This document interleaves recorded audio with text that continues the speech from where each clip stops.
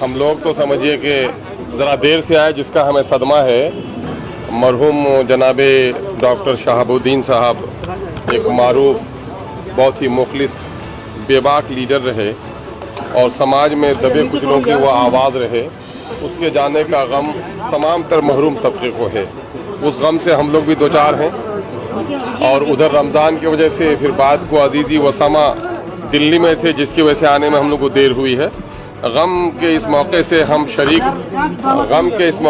शिरकत के लिए आए हैं और अल्लाह तबारक व तआला से दुआ करते हैं कि अल्लाह तबारक व तआला मरहूम की मग़फ़िरत फरमाए, उनके दर्जात बुलंद करे। और हम लोगों के आने में देर बारी बारी से हम लोग नहीं आए। पाँचों हमारे जो MLAs हैं MIM के, वो सभी लोग आए हैं।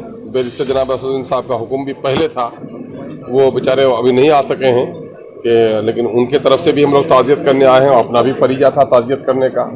तो हम सभी लोग यहाँ पर इस वक्त MIM के खादिम लोग पहुँचे हुए हैं। देखिए, सवाल ये पैदा होता है कि रिश्ता अगर किसी आदमी को मंदिर से और मस्जिद से है तो सफ़र भी करता है तो इबादत कर लेता है। अब कहिएगा कि नमाज के लिए कि पूजा के लिए है। भाई असल मामला ताज़ियत के होता है ना। गम में बर वक्त चुके बिहार की गवर्नमेंट, जिसकी जिम्मेदारी बनती थी कि जो लाखों लोगों के दिलों में बसते थे, उसको अपनी बस्ती का कब्रिस्तान नसीब नहीं हो सका। उस मौके से हम लोग नहीं आ सके।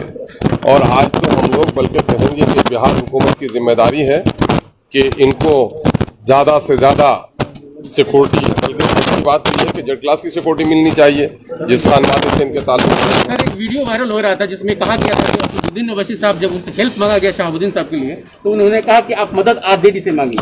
इसमें कितनी सच्चाई है सर? जरा नहीं, आप मदद RJD से मांगने के लिए इनके तरफ से कोई मदद की बात नहीं कही गई थी। उनके दोनों के तो रफीकाना ताल्लुकात रहे। अब RJD का मामला इनके साथ क्या रहा वो तो आप लोग अच्छी तरह से जानते हैं, है ना। कि मैं सोच सिकंदरपुरी का एक शेर पढ़ता हूँ कि उन्होंने कहा था कि गुस्ल भी हो चुका, लोग कफना चुके, जिनके खातिर मरे वो ये कहने लगे, मरने वाले से अब रिश्ता नाता है क्या, कब्र तक जाना जरूरी है। तो मामला तो ये है कि उन लोगों से पूछिए, इनके रफीकाना ताल्लुकात थे। सर, अभी अपना ऑफर दिया है शहाबुद्दीन साहब लड़के को, अभी अपना ऑफर दिया है शहाबुद्दीन साहब लड़के को। ये साहब को एक डिसीजन लेने की जरूरत है, सब डिसीजन लेने। देखिए, ओसामा साहब जनाबे मरहूम डॉक्टर शहाबुद्दीन साहब का अक्स है और लोगों को क़यादत की तलाश है। और ओसामा में अल्लाह तबारक तआला ने बहुत सारी सिफत अदा की है। एक तालीम याफ्ता नौजवान है, एक संजीदा नौजवान है और बाप की जमामर्दी और बाप के तरह मुखलिस है वो नौजवान। इसलिए उनको मकाम मिलना चाहिए। इस बात की कोई पार्टी क्या किसी को लीडर बनाएगी?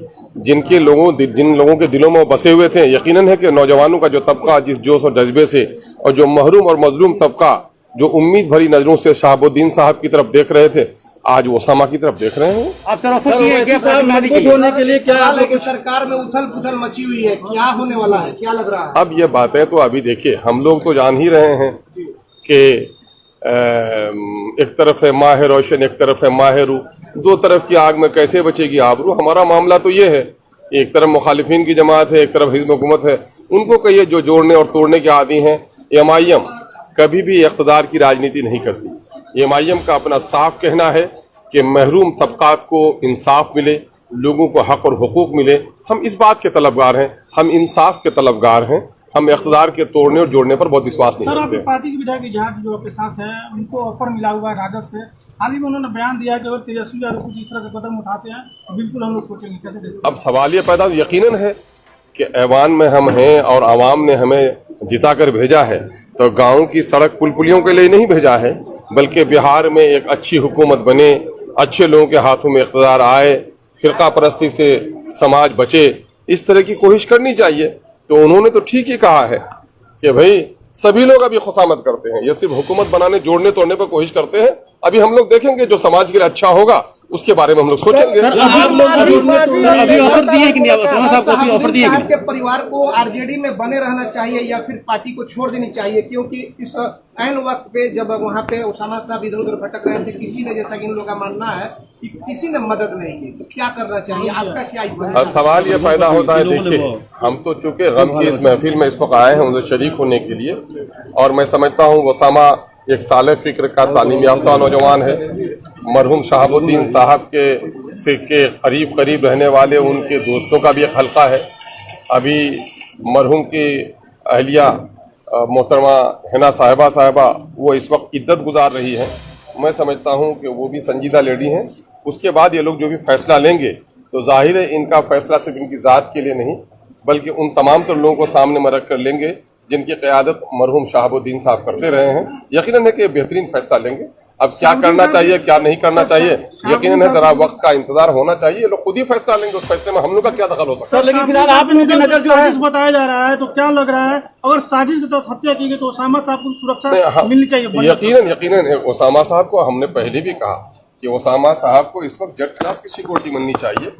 जो इस वक्त लाकानूनियत है और जो खौफ व हरास का माहौल बना हुआ है, ऐसे बातों को चाहिए ही कि इनको वो किया जाए। आखिर मैं ये कहता हूँ कि जब शहाबुद्दीन साहब को बिहार की वादियों में नहीं रहने दिया गया और लॉ एंड ऑर्डर की कमजोरी ही तो थी कि दिल्ली भेजा गया, तो जब उसको भेजा गया है तो उसके बेटे की हिफाजत के लिए तो हुकूमत की जिम्मेदारी बनती है कि उसको खातिर खा